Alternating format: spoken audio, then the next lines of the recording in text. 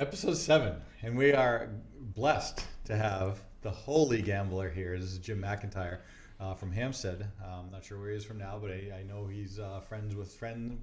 We're friends of friends, I guess, and we got to meet each other via text message. We got into a group text message. We were talking about a group of us going to Las Vegas to cash in something that I think you were hoping to cash in. Big win ticket on the Boston Celtics to win the NBA championship, but that's not going to happen, Jim. It's not now. If we had talked a week ago, we might have still thought it was a possibility. We can talk about the Celtics. That was they really kind of just they drove that ship right into the dock. Disappointing, because I thought the team had the mental toughness. That's really why I was so excited about them, and ultimately that was what let them down. I kind of did them in. Yeah, they didn't have the mental toughness. I'm not sure where it went. I'm not sure if it's coming back. I don't know. Well, that's what has me worried as a fan. Like, what do we do next year? But expect more of the same. I mean, it's 2 out of 3 years where they just kind of crumbled in crunch time. So why should we expect them to do anything differently? Just blind optimism would be the answer. Yeah, well, that's what we do here in New England, don't we? Really, for the most part. So interesting. You have a podcast of your own called The Holy Gambler, and I'm really intrigued to understand how you came about that name and what does that mean. The Holy Gambler, I'm on every day at 9 a.m., 9 to 10. We do 1 hour over the radio airwaves. It's a podcast, but it's on a platform called Blog Talk Radio, so we can take live callers during the show. I can just click on whoever wants to call. Susie from Medford, okay, you're on the line. Nice. And for that, it's very cool to have some interaction with fans that can call in and be a part of the show. That's why I started the podcast. We got started back in March, April, when the lockdown started to happen. I just wanted to give somebody or everybody something to look forward to each day. That was the point. So we tried to stay uplifting and positive with the message, and I think we continue to do that on a day-to-day basis, except on days after the Celtics lose. Those are not the best of days. There's nothing good about the Celtics losing. No. Now, you did come here today with a green shirt on. Now, you did not know that we had a backdrop here that makes you invisible if you do wear a green shirt. And so but the good news is it confirms your approval of the Celtics. Now, if you do unzip the purple shirt, let's just see. Let's see what happens. Yes, because you could not plan this at home. No. This was unintentional. Yeah. See this logo? It's the same as our wall. And This is the Celtics. Celtics. But I have an actual green shirt on that would make me look completely invisible if I did not have this backup shirt on. Yeah. And it just exemplifies the type of things that happened to me in my life, because I thought, Jim, 3 times before I left, I'm like, maybe I should take a black shirt, maybe I should take a white shirt, maybe I should wear a hat, because my hair used to be a lot stronger. I'm going to be on video, I want to impress people. Nah, that's thinking too much. Just wear the Celtic shirt and go. Well, you would definitely be a talking head if you kept the green shirt on. So that's good. So right, so the Holy Gambler, right? That's a kind of it's not actually moron. It's kind of an irony, I guess, would be the holy. I'm not sure that I've read the Bible a few times, not cover to cover, but here and there, and I don't think I've ever seen any reference to gambling in the book. I don't think Jesus was a big gambler, and I'm not sure if he would have liked it, even if he got into it. He certainly would not gamble the way that I have during my professional gambling career, which would be just about since I came out of the womb, I would say, my entire lifetime. I've had, I actually gave up gambling this year in January, and I did. I get the itch, I'll tell you that. But I'll tell you, starting around March 16th, it was really easy not to gamble. It got a little bit harder as we got into the summer. But yeah, no, I understand. Gambling is conceivably, it's not really a good thing. Oh, most definitely. It's a horrible addiction. It's fun. And my brother, who is Dave from New Hampshire, he's a co-host on the show. He's on there just about every day. He made the point just yesterday and the day before that gambling can be used for 2 reasons. One is as a form of entertainment, which he tells me that's what I've been using it for my entire lifetime, because I have seriously no interest in winning. I just continue to lose and don't change what I do. So he says, you do that as a form of entertainment so you can watch the games and get excited. The other thing would be to try to actually win money. And if you try to win money, you're going to bet fewer games, you're going to do research and make it a profession. So there are two ways of gambling. If you can become a professional, can you think of a better job? No. I mean, you get to watch sports. You get to you get the excitement of the exhilaration of watching the game, knowing that you could be earning your living that day or that week. Yeah, it would be a great living. It's a great excuse too, Jim, because you can be, no, sorry, I can't do the dishes right now. I have to watch this game because I'm working. I'm working, yeah. Who doesn't want that job? But the other way is if you continue to gamble because you're addicted. I will just say, gambling in the United States of America is going to hit a point here where it is a major, major discussion factor for debt in the country, because the United States has so much debt, whether it's on the business side of things, for student loans, for credit cards for people, and the legalization of gambling and the spread of gambling that's happening right now, specifically sports gambling, which is being pushed upon us with a ton of marketing. You're seeing commercials all over the place. Gambling's a great thing. But there's going to be a lot of people in this country that get hooked, and they're going to find out it was not such a great thing for them, unfortunately. I think I got hooked, when I was a young kid. You said out of the womb. I think I was probably a 12-year-old. I used to visit Maine with my family and the in-laws, and they used to always go to the Scarborough racetrack, Scarborough Downs. And they brought me as a kid, and they said, "Yep, you bet on these horses and blah blah." You taught me how to do that. They maybe used my own money. I put $2 on a horse to win, and we left. I didn't know what I was doing. We left. He got the newspaper the next morning. I'm looking in the newspaper. They said, "Show me your ticket." He said, "You won $35 on this." And I said, "What? $2? I got $35?" And I didn't even have to do anything. And that next thing I know, I was, I had just made 17 times my money, and I was hooked at 12 years old. Same thing happened. I hadn't been to a casino, but I went to the Bahamas in high school, or graduated high school. I went to the Bahamas with my friends just after, it was spring break after freshman year, that's what it was. Went to the Bahamas and went to a casino, and I put I don't know, $3 on one of the numbers on the roulette wheel.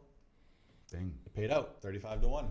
How does this place make money? Yeah, and I was like, I don't know how these things stay open. How do these stay in business? And I was hooked. You got to put all the winnings in on the next roll. It's so easy. Right. And then a few years went by, and I went up to Vegas, and then I started realizing, okay, well, there's a lot of buildings here in Vegas. There are a lot of hotel rooms. The electric bill must be pretty high here. Somebody's paying these bills. It's not me, because I win every time. It's me. Oh, it was you. Okay, yes. I wasn't sure. Yeah, I mean, so the gambler, right? The thought process is that, okay, you go, you win some money. That's what you're going to do. And rarely do you ever hear a gambler say that they lose? Rarely. Oh no, you hear gamblers all the time say, like, "Hey, I won this big story, my big hit." Right? They don't like to talk about those. That's why I'm a little bit different. I think that's why some people find me entertaining on the podcast, because I tell people I lose. Like, if you know someone in your life, they call them mush, M-U-S-H, and it can be capital letters all four. Like, this is the loser person that never wins bets, no matter what happens, just ridiculous losses. That's me, and I'm telling you, if you know somebody like me, they are not even close to as big of a mush as I am. And I'm not afraid to tell people. It's like, I've accepted it. It's part of who I am. So you just count on losing every other week? I know I'm going to lose. And this is part of the philosophy of the podcast is I want to lose. And gamblers don't understand this, but when I've lost now for how many years and I continue to do the same things over and over and over, if I didn't want to lose, I wouldn't bet anymore. By simply doing what I continue to do, that shows I want to lose. And that's what people in life a lot of times don't understand. The activities that they're undertaking, the things they're doing, they're sometimes bringing on the stuff that they don't want in their life, but they actually do want it in their life. It's very deep. Is there a definition of insanity in there somewhere? It's absolutely, it's me. Is you? Take a picture. It's you. Wait a minute, do we want me blended into the wall for the picture or not? Do we want to see me? So, all right. So, from a gambling perspective, today's Saturday, college football.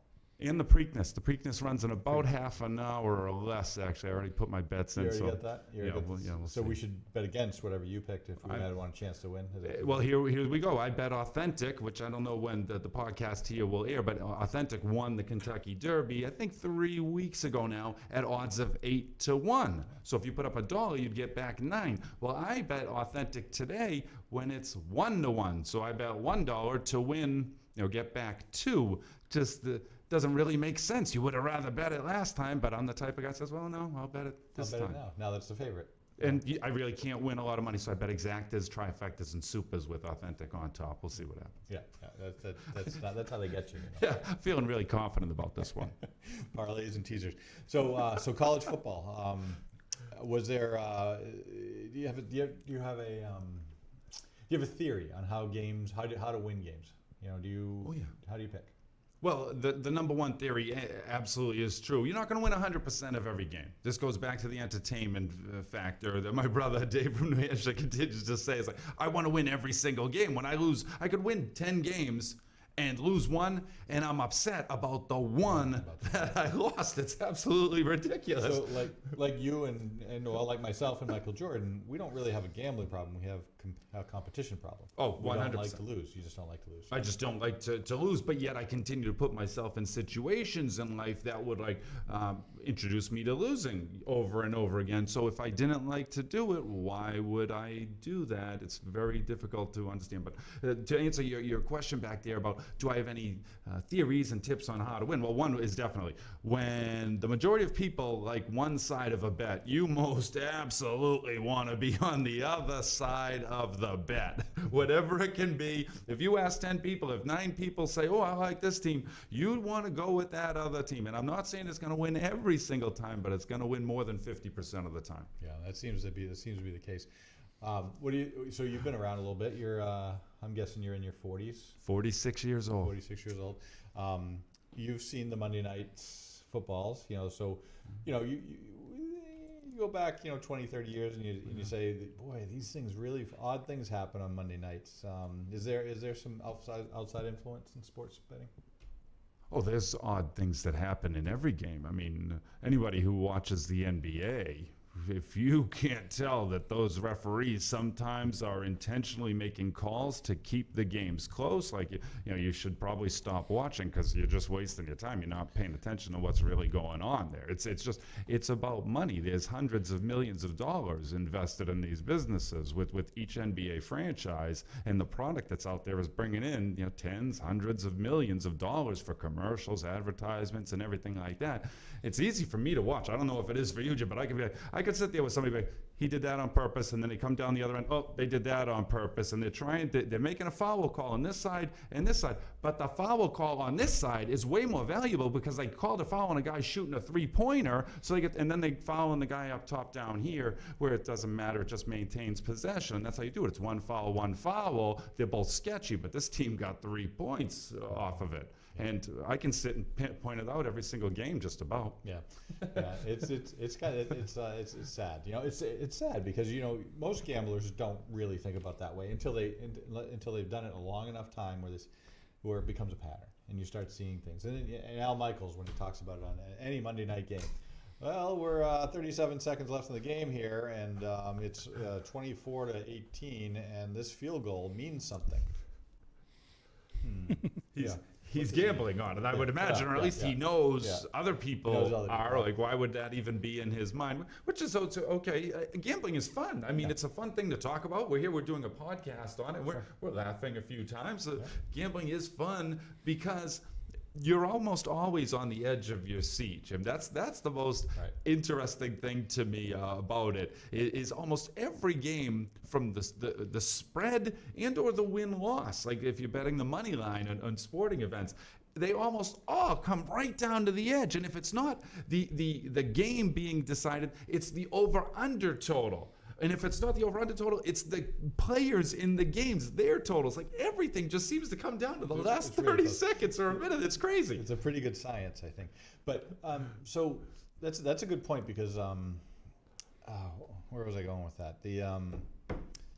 Everything does come down to that almost the last minute, as far as scores go and spreads go. But this is what it was. I was golfing one day with some buddies, and it was probably a 14-foot putt or something. And I said, well, it's either going to go in or not. It's 50-50, right, on making the putt. Yeah. Well, you pick a game, you pick one side or the other. The spread is the spread. You pick one side or the other. It's 50-50. But we both know that if you just pick 50-50, you're not going to win 50% of the time.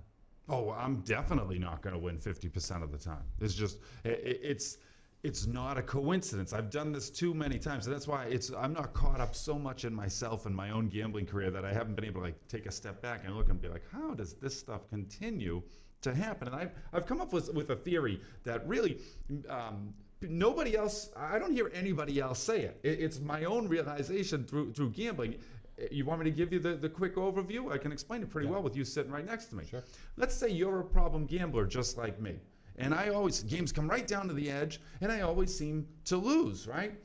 This happens for so many problem gamblers in the country. How many people are betting on every single game? Tons of people. Well, there's tons of mushes out there that are doing the same thing as well. Each game, you're on one side, I'm on the other, okay? Now imagine hundreds of thousands of us on the line, and some are here and some are there. Now, sometimes there might be 300,000 of us over here and only 50,000 of us over there. Which team do you think is going to win? Yeah. That one. Right. How are we going to lose? In a painful manner. That really stands out to us. Like, how did this happen? That fumble, that interception, those missed free throws, the turnover, the strikeout. Right. Like, there's always a reason, and we all want to complain. So everybody says, oh, wow, Las Vegas is so good at setting the lines. The game, let's just look at last night's game, the NBA game. The line was 9.5. The Lakers were favored by 10. Well, 9.5 it started at in game 2 of the NBA Finals, okay? Then the line during the course of the day went up to 10. Lakers are favored by 10. It might have gone up to 10.5. 10.5, yeah. The end of the game comes, the line, the score lands right on 10. And this was 10. If you were counting, because if you had that 10-point spread and you saw that you were up 18 with 3.5 minutes left, You were winning. You were counting your winnings. counting money, and all of a sudden Kelly Olynyk scores 4 points in the last 23 seconds somehow, and makes it 10 Kelly points, Olynyk. right? Kelly Olynyk, 4 points with 2 finger rolls according to my app. I don't know how that happened. It's not happens all not the that time. Las Vegas is so great at setting the line. If they had set the line at 15, the game would have ended up around 15 because it's the mind melding screw job. Can I say that on the podcast? Sure. We want the pain. We want the bad beats, and we attract it into our lives. So you and me, we make the line. It's not Las Vegas sets the line. Las Vegas could set the line at 5 for a game. They could set it at 15, the same game. It's going to end up being around the same point. It's us doing it to each other. That's how everything in life works. So, all right. So there's some tongue in cheek there and some jest. Oh, I'm Again, serious. You're I'm 100% serious about everything in life. That's how life works. well. What I'm saying is there are people though that don't go about it the way we're talking about this. There are people that are professional gamblers. They are looking at the things that you're talking about to set those lines that make those happen, and can figure out how to manipulate that to make a living out of it. No question, they're smarter or less of a problem than I have. Well, it's a problem. But so it seems to me that if there are those people, the majority of us are just ignorant at that point. That's what it absolutely is. So And you that's have to your be able to look yourself in the mirror and say, I am ignorant. Now, this is why the podcast that the Holy Gambler, my brother, Dave from New Hampshire, he tells me every day that I'm ignorant. I mean, he said it this morning. Because he gives like one winner a day. This week, I think now he's given 5 days in a row, one game, and each of them wins. And he's like, I'm only betting one time. He goes down to the DraftKings location in Seabrook, New Hampshire. He makes his bet. He comes back the next day and collects. And I'm like, dude, how much money is this guy winning? Wouldn't everybody love to be able to do that? You watching at home, wouldn't you love to be able to just walk into a place, make a bet, however much you want? Okay, come in the next day, you pick up twice your money, and just keep doing that every day. Of course you would want to do that. Well, if you listen to the Holy Gambler podcast, you might be able to to do that if you bet what Dave says. But like Jim says, it's just not possible for me to do that. I don't have enough self-control. So he doesn't use the app.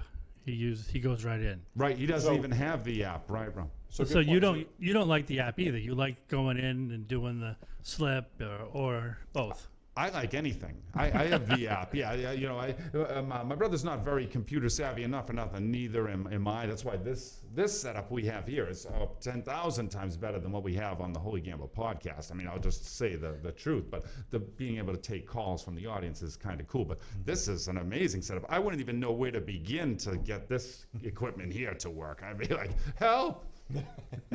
So we mentioned DraftKings. Now you work as a contractor, I guess, for DraftKings through a company called Eureka. Eureka. So Eureka now owns the casino in Seabrook, New Hampshire. That used to be the Seabrook Dog Track, and so they have a casino set up there, and they still do off-track betting, you know, gambling on horses and some dog races as well. But they opened up the sports book kind of in partnership with DraftKings about 2 to 3 months ago, I would say now, and it's pretty popular. A lot of people from Massachusetts come across the border to bet. A lot of people come in there.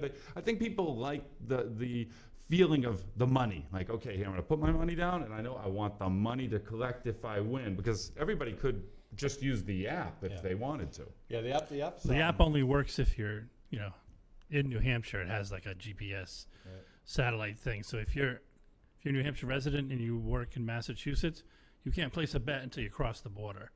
Right. So, Which is pretty cool. And people from Massachusetts come up all the time, and they just cross the New Hampshire border. Yeah. They make their bets on the app, and then they drive home. It's a big It's kind of parking lot. crazy. Well, that's why that's why that location in Seabrook is just over It's the a border. no-brainer. It is, and it makes sense for smart marketing by Governor Sununu. Rockingham Park should have been that a long time ago. I'm surprised that didn't happen, to be honest. Well, I mean, they tried for 20 years. Lou D'Alessandro, the senator from Manchester, tried to get a casino there, a real one, for years and years, and it was a no-brainer. This is before everybody had casinos, and kept getting voted down. Yeah. But it was a no-brainer. Should have Well, happened. Like Jim says, it's not a good thing.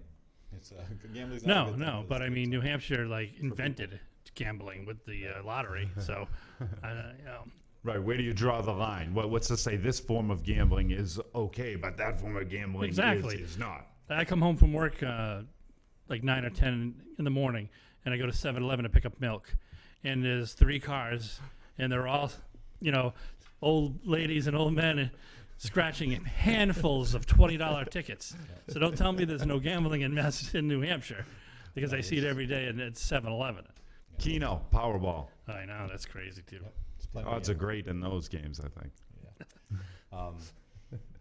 Yeah, no kidding. Let's get it back on the rails here. I think I took things in the wrong direction, Jim. So we're all right. So I go back to college football. I'm watching right now. Alabama's playing Texas A&M. Alabama had a high spread. I think they were probably favored by 18 points. 18, or something. you got it. They're up by 28 at the moment with 10 minutes left in the fourth quarter. What are you expecting there? On the show today, Dave gave out 3 plays. He said Auburn tonight over Georgia. He thinks they might win outright. He said Alabama's going to cover 18, and Clemson is going to cover big time as well, because last week Oklahoma was up by like 28 points against, I think it was Kansas State, and they let their foot off the gas a little bit or whatever. Things happened. The worst team came back from being down 28 points and won the game, so all the big time coaches now should be like, we're not letting our foot off the gas. We're going to steamroll these teams that are much worse than us. That should happen, right? So what Let's happened earlier today? I think. That But was, as soon as I say that it should happen, Jim, interception, touchdown, return, going against Alabama, easily could happen that way. While he looks that up, what was the Patriots Kansas City line was 7? Has it changed because of the COVID diagnosis? Yesterday was down to 6.5, and I think more people were betting the Patriots because I noticed it went from 109 to make 100 on the Patriots minus 6.5 up to 112 to make 100 on the Patriots minus or plus the 6.5. So yeah, you would think Kansas City and Patriots, that's a huge game for the NFL. It may be postponed now. What they say, maybe Monday or Tuesday because Cam Newton has coronavirus. Crazy. yeah, I saw something. I get these news breaks, and one of the things came in. I don't know, about an hour ago. Said Chiefs also have quarterback who tests positive for COVID-19. Yeah, I'm practice guessing- squad guy. Is Yeah. it tax squad? I heard the Yeah. practice squad. I don't know who he was or if he's. Well, I any mean, good. Cam Newton's in the quarterback room with Josh McDaniels, Stidham, Hoyer, whoever else they have. So what makes us think this game is happening Tuesday Nobody. night? No, I don't think it's going to happen. To be honest, well, Who's I'd going to be surprised. quarterback? Doug Flutie? You going to bring him back? I'm available. I'm available on short notice. I would be all right with Doug Flutie. He's good. I bet he could do it. But I think this is going to deter. You know what they did with the Titans and move them into Week 7. That's understandable because they've had numerous cases, numerous days in a row. The Patriots, I think, they're not going to let this game. They're not going to play this game without Cam Newton as their quarterback. No, They're there's no they're way going to have to Belichick come up wants with that. more positive cases tomorrow. So that the NFL says, all right, we can't play these guys. We'll have to move this game And to the future. If KC plays Tuesday, they play 3 games in 10 days Yeah, that's not going to Oh happen. wow. Yeah. Well, I didn't see their because schedule. they Oh, wow. play That's- Tuesday, that's- Sunday, Thursday. Yeah, that's definitely not going to happen. That's what the NFL, I know on sports talk shows, they've been talking about what happens if you have to postpone this one game. What if you have to postpone another game that the team plays, and then at the end of the regular season, some teams are like 2 or 3 games short. So, I know they're saying, should you just have to forfeit those games sometimes? I don't know that there's a right answer. Unfortunately, that's the situation with everything with the coronavirus. Like, there's no right answers. Everybody's arguing and stuff, this and that. It's like, there's no right answers. I have no clue what's going on with any of it. Well, Major League Baseball seemed to get through it pretty good. Going into the playoffs. Actually, a pretty exciting first round of playoffs. I thought that was pretty impressive. With Yeah, the 2 teams that screwed up big time made the playoffs. made the playoffs. Yeah, and one is now favored to be the World Series champs because they've never lost a playoff series. The Marlins have never lost a playoff series. The playoff game. Gary Sheffield's not I walking don't through think that door. Yeah, I don't. It's playoff series. Is that what it is? I'm sorry. Maybe you're right. I think it was a playoff series. I'd be surprised if they've never lost a game in the playoffs. But Well, I don't think the they've way- made it all that often. Didn't Only they the just one make time. it the one year when it got They won the World Series. when they yeah. won? All right, they It's couldn't have Jeter gone magic. undefeated. No. See, this is why my knowledge sometimes is shady. It's just like you probably don't want to listen to my guaranteed bets when I'm throwing out statistics I have no idea about. Yeah, that's all right. Hey, that's what we do, though. That's we kinda what I believe do. what we want to believe. We convince ourselves of anything. This is going to happen this time. Yeah, absolutely. All right. So basically, you work at DraftKings. You have a podcast. You make huge bets on the Celtics to win the championship, which was pretty exciting. Do you mind if I say what that was? Oh, you can go right ahead and say it. I mean, we could show the ticket. So you showed me a ticket earlier today. You bet $10,000 at some point on the Celtics to win the NBA championship at 20-1 odds, and they were playing pretty well going into that, going into the Eastern Conference Finals. You must have felt pretty good about that. Oh, man, every game was incredible. My whole life for the last month really has just been put on hold. It was just all about the Celtics. That's why I wore my Celtics shirt to this podcast. Yeah. Let's just see. See that? My shirt is actually green. it's you what the- can see right through it. It's so cool. The Anyway, Celtics gave you nothing, just like that right? shirt. There you go, Rob. This is right. There is something joke to be made about this is what I have left from my $10,000 They bets. basically took your soul and ripped it out of you and turned it into a brick wall. So Wait, if it's you my own would have fault. won, how fast would that money have gone Oh yeah. to another bet and out the door? Well, Yeah, you must have had some plan if you'd won. yeah, I wouldn't have bet at all. I would have probably bought a chunk of Bitcoin with it. But I would have definitely put some money into the new house. Just bought a new house in Brentwood, and Brentwood's an expensive place, expensive houses. So I'm not rich or anything, but I just have a way of feeling that things are always going to work out for me in life. That's just my strategy. So losing the $10,000 stinks, but if I had won $210,000, that would have been better. party time, baby. Way better. Oh yeah, we'd be having a party right now on this podcast. I guess that's so things work out for you. You had kind of alluded to that earlier, and we talked about the title of your podcast, The Holy Gambler. So you believe you're blessed. I believe we're all blessed. I'm nothing special. I want everyone to know that. I don't have a higher opinion of myself than I do of other people, although I do have a tendency to judge some other people, like drivers on the road. They just drive so slow and bad. Sometimes it gets me. But no, I feel that if you can harness the power of positive thinking, you can make good things happen for you in your life. It's just, I've done it so many times. How about this for an example, Jim? You said you quit gambling earlier this year, right? The 3 times in my life, I went 1 year without gambling at all when I was in my 20s. That year I made more money than I had ever made before. The 2 other times where I've quit for a handful of months, maybe 6 months plus, made more money during those days than ever before. I made enough money at work so that hey, I could do whatever I want to do. Is that a coincidence? No. There's no way that's a coincidence. I went from making $30,000 a year 1 year to making $150,000 the very next year. When I was a recruiter for my first full year, I was 24 years old. I made $150,000. I was a child care worker for 2 years, working $8 an hour, 70 hours a week, so I could get overtime to have some money. Just like that, I quit gambling. I've got this other job, and I had more money than I knew what to do with. I just don't think that's a coincidence. No, I agree with you. I've kind of lived that life myself. Yeah, I just continue to welcome it into my life, and I don't know who else to talk to it about. I mean, I could talk about it with you.